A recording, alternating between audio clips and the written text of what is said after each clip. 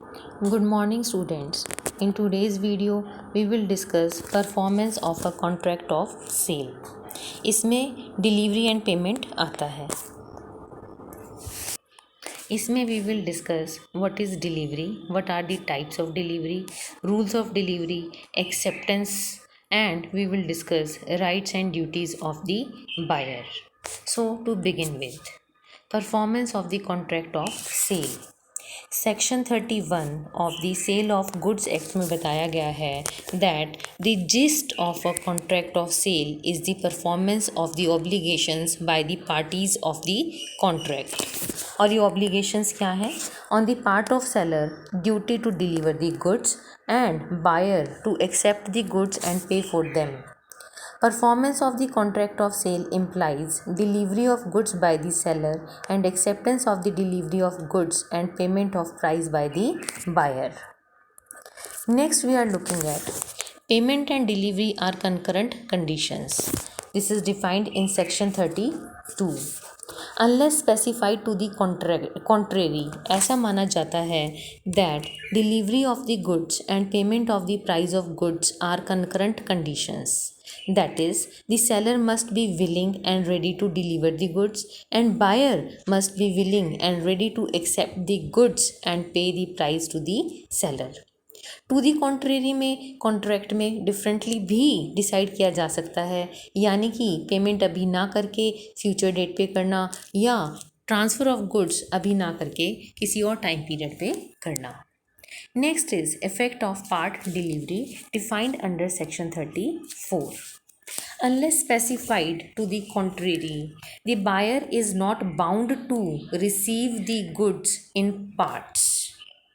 However, यदि delivery installments में है और delivery of one installment does not have the effect of the total delivery being made, the partial goods delivered and the total goods to be delivered can be determined from the facts or circumstances of the cases. Next, buyer to apply for delivery defined under section 35. It is assumed that the buyer will apply to the seller for the delivery of the goods. Next, we have delivery defined.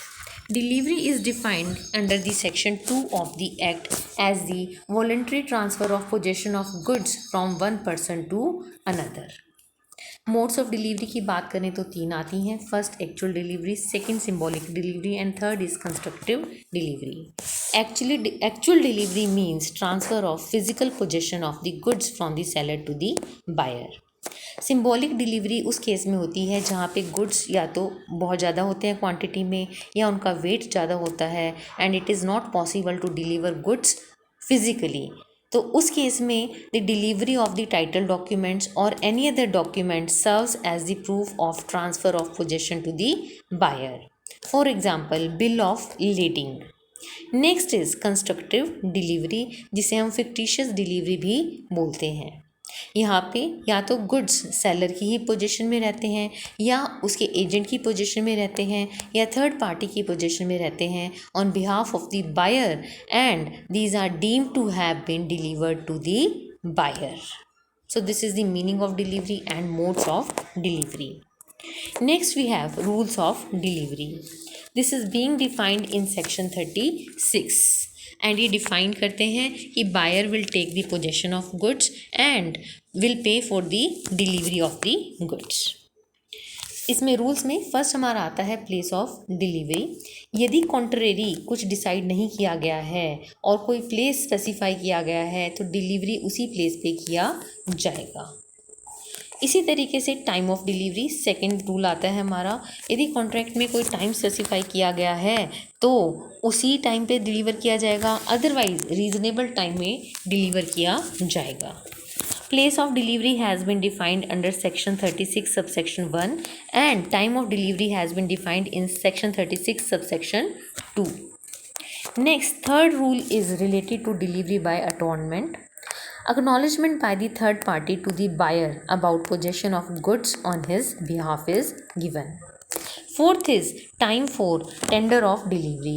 It must be reasonable for the buyer to demand and seller to tender. Next is expenses of delivery. Unless agreed, expenses incidental to putting the goods into a deliverable state shall be borne by the seller. Next we have rules regarding wrong quantity. Wrong में short quantity भी हो सकती है और axis quantity भी हो सकती है. यहाँ पर बायर के पास चॉइस होती है ईदर टू एक्सेप्ट और रिजेक्ट दी क्वांटिटीज एक्सेस और in short. And if there is a case of delivery of mixed goods not contracted different description, buyer can accept goods specified by contract and reject the others or reject the whole. So these are the rules of delivery. Next we have acceptance of delivery by buyer. Acceptance and delivery are two different things.